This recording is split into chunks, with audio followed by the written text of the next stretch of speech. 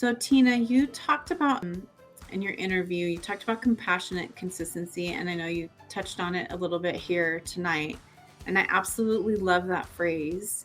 Can you explain what it means to everyone? And I know you Sure. touched on it a little bit, but because I think so many of us believe consistency means perfection, like you mentioned, just explain what you mean by that a little deeper. Yeah, for me, compassionate consistency means co- we're already, as women, we're hard on ourselves.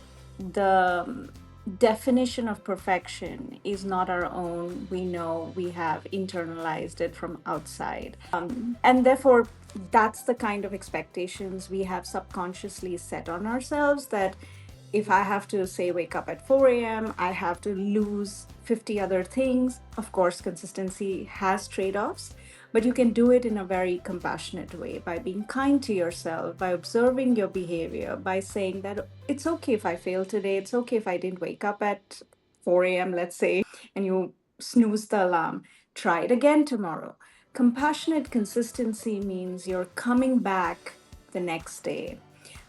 You're allowing yourself to be kind to yourself, to say that, okay, I am living a full life, my life is busy, but I can still grow. I can allow myself the space, I can give myself a hug and be compassionate to myself. To be very honest, I have been on both sides. I've been very hard on myself.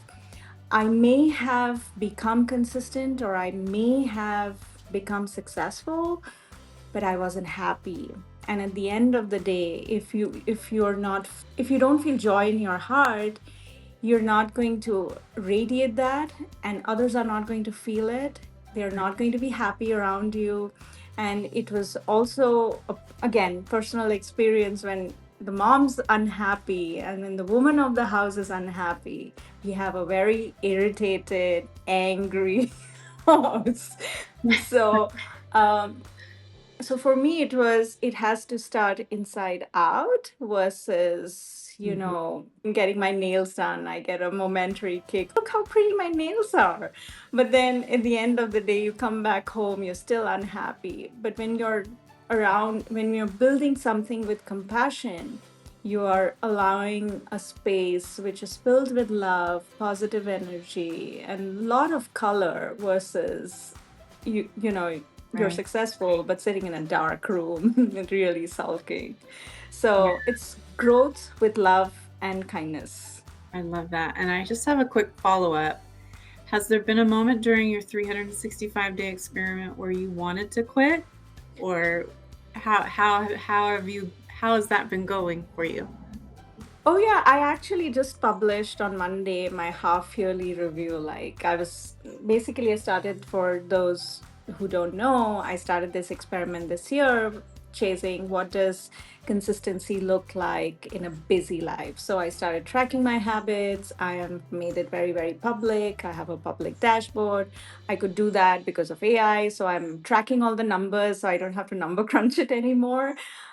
So I have that dashboard public and I make it very, very clear. Like I took up a course which was sitting in my inbox for like 3 years. And then this year I said Q1 March, I'm going to just, because I had a deadline, so I had to finish it. Otherwise, I'd lose access to the course.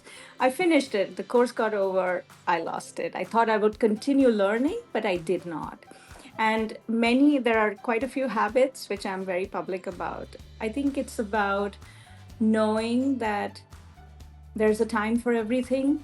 And there's also, is that habit serving you or to who you're becoming today? And there are some habits that the timing's just not right now. I might want to do it end of the year. I might want to pick it up later. But that doesn't mean you failed. The Right. old Tina would say, Tina, you failed, you started something and you gave up. No, I didn't give up. I'm just taking a pause and I will pick it up when the context is right, when the stage is set, and I'm ready for it.